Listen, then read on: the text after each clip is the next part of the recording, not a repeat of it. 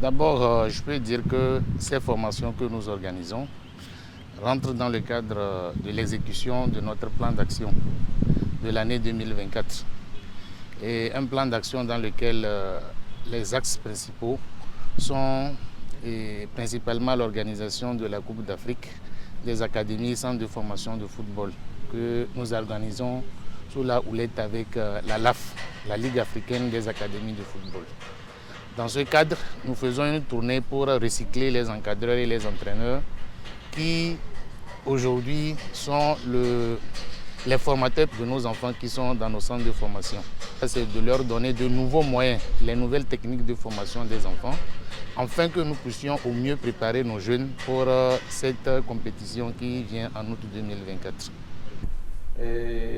Aujourd'hui, c'est le tour de la zone du sud. Mais je voudrais situer un peu la formation qui va démarrer aujourd'hui.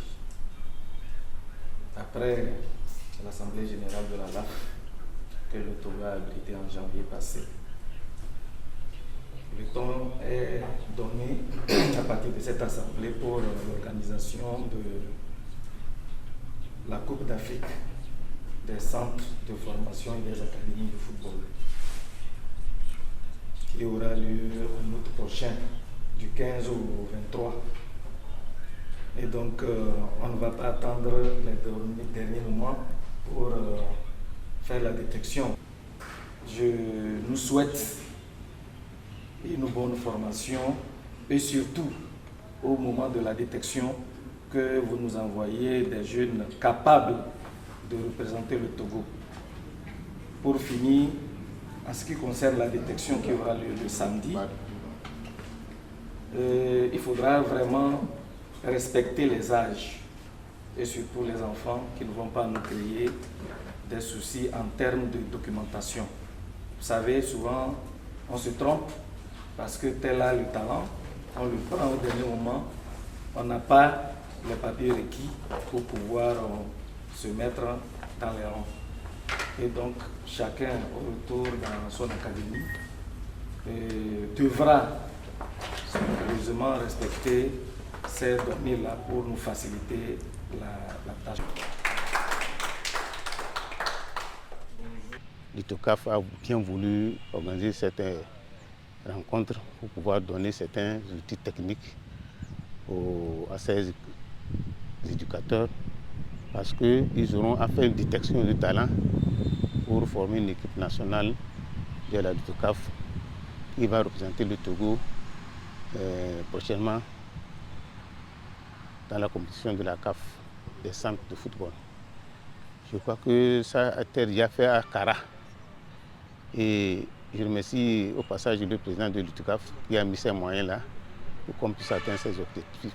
Les thématiques sont là, comment il faut encadrer les jeunes, les nouvelles donnes de l'encadrement des jeunes, et la prévention des jeunes dans le football, prévention des violences, tout ça là, la responsabilité qui sera partagée pour protéger ces enfants qui viennent à l'entraînement.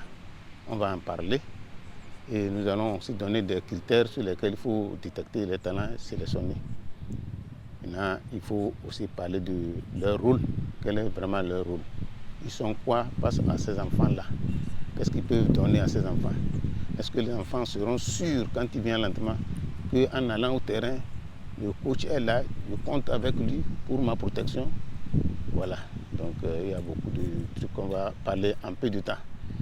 Et j'espère que ce matin, nous avons déjà commencé par le rôle de l'entraîneur. Et le deuxième jour, on va parler de la planification d'une séance d'entraînement. La planification en général d'abord et la planification d'une séance d'entraînement. Donc tout ce qu'on peut entreprendre dans un centre, il faut des concepts. Il faut préparer ces concepts-là. Et pour les préparer, il faut projeter, il faut planifier. Donc je crois que c'est ça. Tout d'abord, je tiens à dire merci. Merci à la LITOCAF d'avoir organisé cette formation-là parce que moi, personnellement, je suis dans le besoin. Et bien sûr que nous attendons depuis fort longtemps que nous, les jeunes coachs ou bien les apprentis coachs, que nous soyons formés. Bon, ce fut un grand plaisir aussi de participer. Mais franchement, j'aimerais qu'à la fin de cette formation, tout d'abord, que nous puissions mieux comprendre, au fait, en quelque sorte, parce que même si on le dit aujourd'hui que nous sommes formés de gauche à droite, ou bien qu'on se dit qu'on a déjà le bagage qu'il faut, mais ce n'est pas ça. Il faut déjà voir les autres experts, permettez-moi de le dire ainsi, et nos aînés, pour pouvoir encore en acquérir. Donc j'aimerais qu'à la fin de cette formation, je puisse être apte, en quelque sorte, et considéré en tant que coach. C'est un geste à saluer et puis à féliciter parce qu'on en a besoin. Et dans notre domaine, les choses évoluent de nos jours. Donc, quand ces opportunités se présentent, il faut les saisir. Et c'est ça qui fait